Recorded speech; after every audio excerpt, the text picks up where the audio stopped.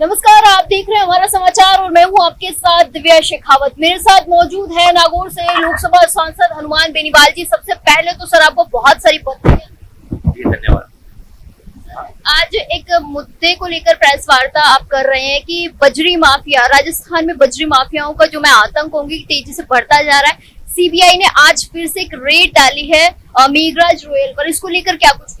देखिए, बजरी माफिया राजस्थान पे पनपा जब राजस्थान के नेताओं, कांग्रेस भाजपा के पूर्व के नेताओं ने नजदीकियां बढ़ाई, बजरी की मांग चली, इसके साथ पार्टनर बने और धीरे धीरे उनका और ये समानांतर सरकार 15 साल से राजस्थान में सुंदरा जी सरकार थी,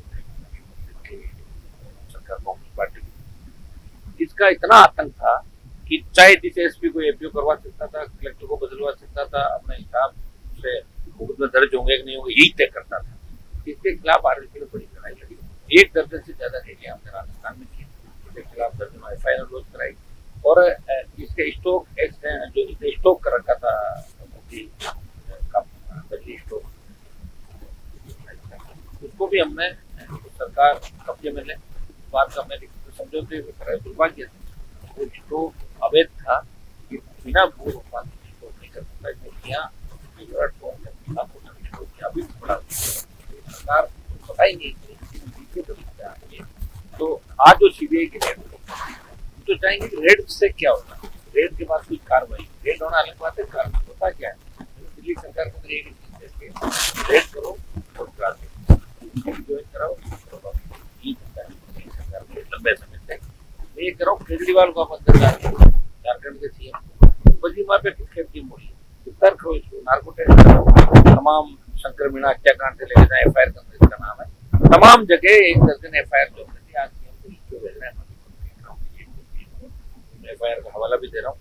और एक दिन सरकार को विज्ञप्ति देंगे कि बजरी माफिया खिलाफ अगर कई लोगों को सबूत हो या किसी का शोषण हुआ तो आप एफआईआर लॉन्च करें। मैं कह रहा हूँ 1000 मुकदमे दर्ज हो जाएंगे 24 घंटे में इसके खिलाफ। इतने लोग इससे पीड़ित और दुखी है कि लोग आवाज उठाने से डरते थे कि ये आपका बजरी माफिया मरवा नहीं थे, उठवा नहीं थे। 1 दर्जन ज्यादा हत्याएं कराई राजस्थान में, तो समानांतर सरकार चलाई है। सीबीआई रेड करी वो ठीक है, लेकिन सीबीआई रेड के साथ सीबीआई कार्रवाई करे, इसको इसके साथ जो गिरफ्तार करे, उनका नार्को टेस्ट कराए।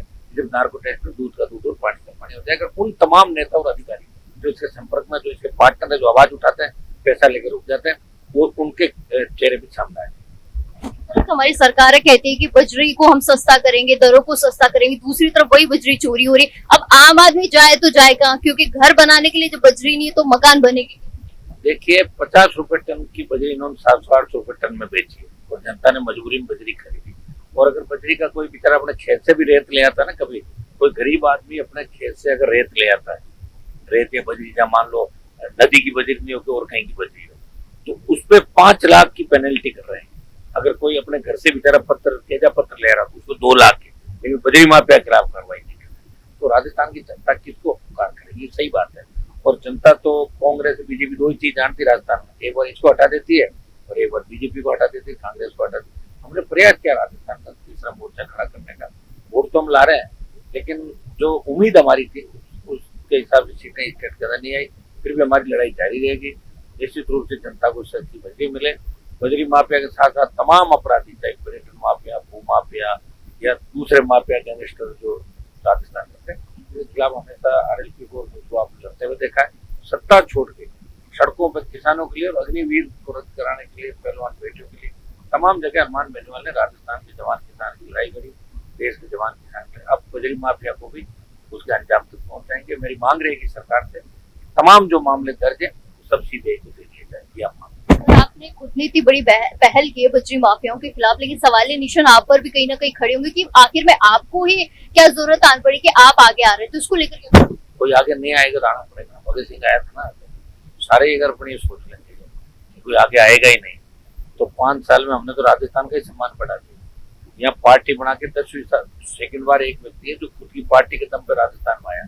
उससे पहले 70 साल में लोगों ने पार्टियां भी नहीं बनाई।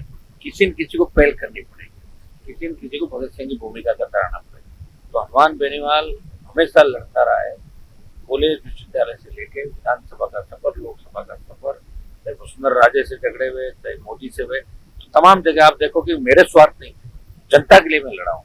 तो जनता के लिए जो लड़ेगा उसको आगे आना पड़ेगा, जो नहीं लड़ेगा वोट के घर पे सो जाएगा। कौन कह रहा लड़ने के लिए? ये मैदान है, जिसमें दम है वो लड़ता रहेगा, दम नहीं है वो सो जाएगा। मेरे में दम है, मैं लड़ूंगा। और मेरी एक आदत हो रही, पीछा करता बहुत, छोड़ता नहीं आगे तो।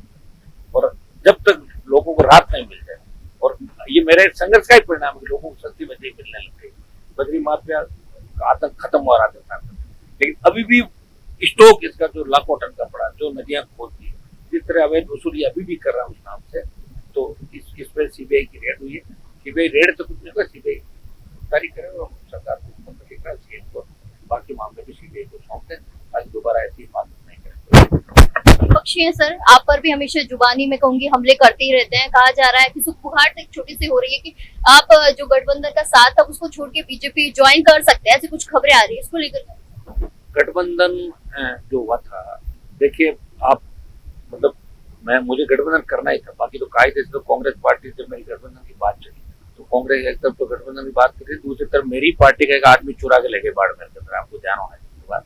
एक तरफ तो दोस्ती का हाथ मिला रहे हैं और पीछे छुरा घोंप रहे हैं। फिर भी मैं बैठा हूँ, क्योंकि मुझे एनडीए और मोदी से लड़ना, इंडिया अलायंस के साथ हूँ, आगे भी साथ खड़ा हूँ। और मुझे अगर बीजेपी में जाना होता है, ये काम करना होता है, मंत्री तो 2003 में बन जाता, 3, 8, 13, 18, 19।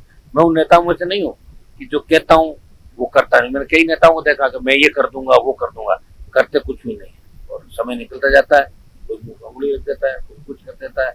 तो भाई उनको भी आप पूछो, मैं कम से कम जो कह रहा हूँ कर तो रहा हूँ, मैं ही कह रहा हूँ। अलायंस मेरा इंडिया अलायंस दिल्ली में जारी है, और राजस्थान के जो उपचुनाव हो रहे हैं, अगर हमें लगेगा कि उपचुनाव के अंदर खींवसर के अलावा भी हम राजस्थान से हमारी पार्टी चुनाव लड़ी 18-23 के अंदर, बड़े बड़े नेता भी दिख रहे हैं कि 18-23 में कहीं न कहीं मैंने इनको सबको अप्लाई किया, किसी को हारने से बचाया, किसी को डूबने से बचाया। अब कोई सोच लेगा हनुमान बेनीवाल से बड़े नेता हो गए या उन पार्टियों को, वो तो जनता तय करेगी नेता बड़ा कौन है छोटा कौन है। तो देवली उनियारा पे भी हम आरएलपी अपना दावा पेश करेगी, भी करेंगे 5 सीटें। हम प्रयास करेंगे, टेबल टॉक जब भी होगी जब सम्मानजनक कोई बात होगी, नहीं तो आरएलपी अकेले लड़ेगी राजस्थान का। तो भारतीय जनता पार्टी का तो सवाल नहीं, ऐसी बात कर रहा हूँ, भाजपा में टाइम है निकल के पार्टी मैंने बनाई। मैं आपको कह रहा हूँ बड़े बड़े धुरंधर हुए होंगे, पार्टी बना भी ली तो 2 महीने बाद वापिस जमा करा दी ले जाके। 10 साल से एक व्यक्ति लड़ रहा है, पंचायत पालिकाओं चुनाव लड़ाए, सारे उपचुनाव लड़े, लोकसभा लड़ा। हाँ, एनडीए मैंने छोड़ी किसानों के लिए, और इंडिया अलायंस का साथ दिया मोदी अमित शाह का घमंड उतारने के लिए। मैंने कहा राजस्थान में आ जाना, तुम्हें बता दें कि बिना हनुमान बेनीवाल तुम्हारी हैसियत क्या है। और अगर कांग्रेस पार्टी मेरा सही उपयोग लेती तो जयपुर ग्रामीण सीट जितवाता, अलवर इनको जितवाता, कोटा जितवाता और जोधपुर जितवाता। कांग्रेस ने मेरा उपयोग नहीं किया, इनके आपस में ग्रुप जो है आपको 4-5 नेताओं के, ये सीट आ रहा है, ये जीते, इसी में लगे रहे। नहीं तो जनता का मूड था कि 17-18 सीट कांग्रेस पार्टी को। मैं कहूंगी एक लीडर, आप कैसे राजस्थान के भविष्य को देखते हैं? 5 साल अब भजनलाल सरकार रहने वाली है, आप कैसे? भजनलाल जी का तो अभी देख रहे हो ना, अकेले हो तो कोई मंत्री साथ है ना, अधिकारी अलग सरकार चला रहे हैं, वो उनको इतना एक्सपीरियंस है नहीं ना सरकार। एक व्यक्ति को आप हर चीज दिल्ली पूछना पड़ता है। अगर कोई मान लो भजनलाल जी को छोटा सा भी काम करना हो, दिल्ली पता करो, करी दिल्ली वालों को पूछ, तो आदमी फ्री हैंड नहीं, या तो स्वतंत्र करो, या तो इनको स्वतंत्र को फ्री हैंड करो। कुछ टीम आप हर जगह, चीफ सेक्रेटरी आपने लगा दिया, सीएमओ अधिकारी आपने लगा दिए, सारा पुलिस का आपने लगा दिया, और रोज मिनिस्टर बताओ इनके खिलाफ बोल रहे हैं, इनके फोन नहीं उठा रहे हैं। तो भाई या तो फ्री हैंड करो और या इनका चेंज करो। क्योंकि जनता में तो मैसेज सरकार का वो ठीक नहीं जा रहा है कि ठीक, अभी भी हालात जो है वो कहाँ घटे बताओ मुझे। वो जो कांग्रेस राज के अंदर हो तो वही बीजेपी राज के अंदर होने लगे, वही क्राइम होने लग गया। तो आपके पेपर ये कुछ चालू हो जाएंगे, नीट में लीक होगी देश की, तो नीट रीट ये तो सब एक जैसा ही हो गया, गाल सारा। तो मैं तो सरकार का भविष्य कुछ भी नहीं, मुझे लगता नहीं। लेकिन भजनलाल जी रहे तो ये साल भर भी निकलेंगे, बीच में टूट जाएगी सरकार, ऐसा मुझे नजर आ रहा है। नेता मंत्री खुद ही कह देते हैं कि हम तो पद छोड़ देंगे अगर हमारी सीटें नहीं आती, फिर मुंह पे उंगली रख लेते क्या? हाँ, तो फिर उनको ये पूछो कि ऐसी बात वो क्यों कहते, जो कर ही नहीं पाते। कभी भी व्यक्ति को ऐसे बड़बोला नहीं होना चाहिए कि कह दे और कर नहीं पाए। मेरी एक आदत, जो कहता हूँ करता हूँ। मैं कहूँ मैं तो 11,000 की लाइन को पकड़ लूंगा तो पकड़ लूंगा, इतनी हिम्मत है। तभी तो लड़के बाहर आया हूँ, बैठा हूँ, जो कह रहा हूँ कर रहा हूँ। उन नेताओं से मैं कहना चाहूंगा कि या तो बात आवेश में आके कहो मत, और कहो तो फिर जनता को धोखा मत, फिर उस वादे को निभाना चाहिए, चाहे कोई भी।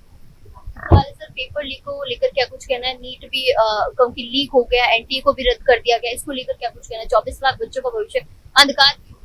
लेकिन निश्चित रूप से इसमें कोई सारे के सारे बच्चे जो सिलेक्ट हुए वो अपनी मेहनत करके भी करते हैं, लेकिन रद्द करना आवश्यक इसलिए था कि ये पेपर सब तक पहुंच गया था। और इस तरह नेताओं के नाम आ रहे, बिहार के, गुजरात जो होम मिनिस्टर प्रधानमंत्री जी का इलाका है, जहाँ से ये आज ड्यूटी थी, बिहार मंत्री गेस्ट हाउस में रुक रहे हैं, सारा वो कब वो करते हैं।